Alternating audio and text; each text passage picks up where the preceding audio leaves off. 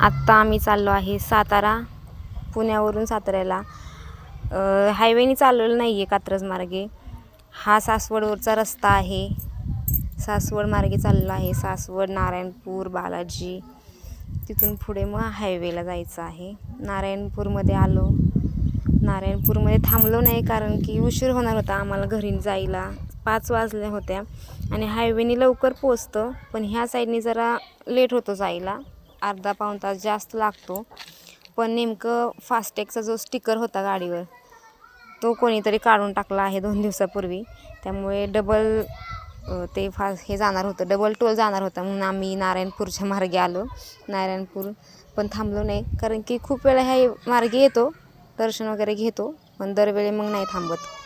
आता भाऊबीजला आलो तेव्हाच थांबलो होतो. संध्याकाळचं वातावरण आहे. आरव गाडीतून बाहेर बघतोय. त्याला कुठे जायचं म्हणलं की खूप इंटरेस्ट असतो, तो खूप खुश होतो. सातारला जायचं. त्याला इथे पुण्यात घरात असल्यामुळं तो बाहेर जायचं म्हणजे खूपच खुश असतो. माझं वोटिंग अजून, आता लग्नाला 5 वर्ष झालेत, पण माझं मतदान अजून चेंज केलेलं नाही आहे. अजून ते माहेरचंच आहे मतदान. त्यामुळं वोटिंगसाठी बोलवलं होतं. त्यानिमित्ताने जायला पण भेटेल साताऱ्याला म्हणून आम्ही विचार केला चला जाऊया. पुरंदर किल्ल्याच्या इथला सीन आहे हा. खूप छान सीन आहे तो, पण उशीर झाल्यामुळे तिथे सुद्धा थांबायला मिळालं नाही. आणि ह्यांचं असं आहे की हे घेऊन जातात कुठे, पण जास्त थांबतच नाहीत, एन्जॉय करूच देत नाहीत कुठे थांबून. फक्त जिथं जायचं आहे तिथं डायरेक्ट गाडी थांबवायची. खूप त्यांना फोर्स केला ना थांबूया तरच थांबतात थोडा वेळ.